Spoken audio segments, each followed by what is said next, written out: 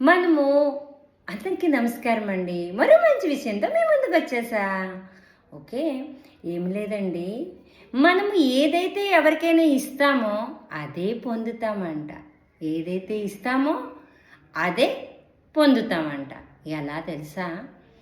ఒక వెన్న, కోవా ఇవన్నీ చేసి పాల వ్యాపారి ఆ పాలతో కోవా, వెన్న ఇవన్నీ చేసేవాడంట.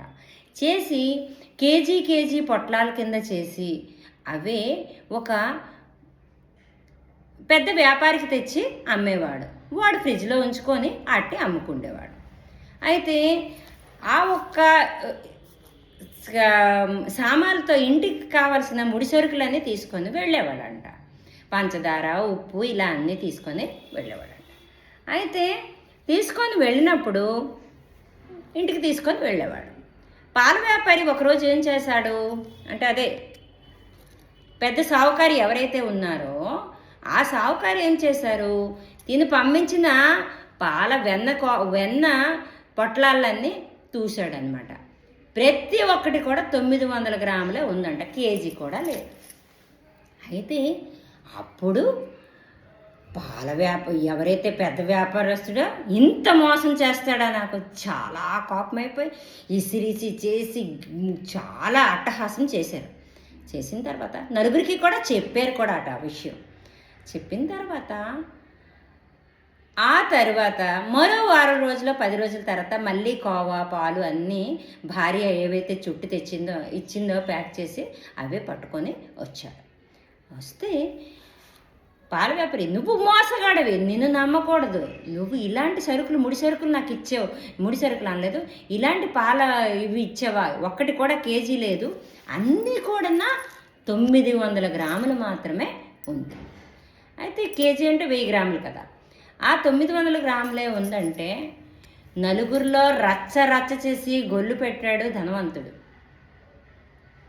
వాళ్ళందరూ వెళ్ళాక పేదవాడు నెమ్మదిగా సావుకారికి పిలిచి, చూడు, నేను పేదవాడినైతే అవ్వచ్చు, కానీ నేను ఎవరికి మోసం మాత్రం చెయ్యను.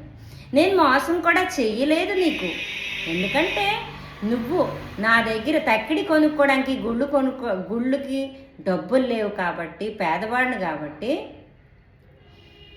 2 కంచాలు 2 వైపులు పెట్టుకొని అది తక్కిడిగా నేను కన్నాలు చేసుకొని తక్కిడిగా నేను తయారు చేసుకొని నువ్విచ్చిన పంచదార ప్యాకెట్తోనే, నువ్విచ్చిన పంచదార పొట్లాంతోనే నేను అవి తోకవు చేసి కట్టి తెస్తున్నాను.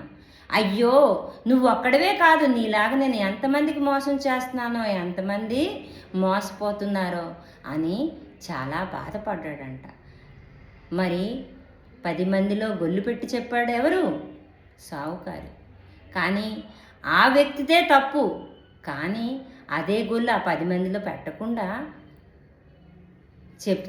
చెప్పి ఇతన్నే కాదు మరి 10 మందిని కూడా మోసం చేస్తున్నాను అని బాధపడ్డాడు.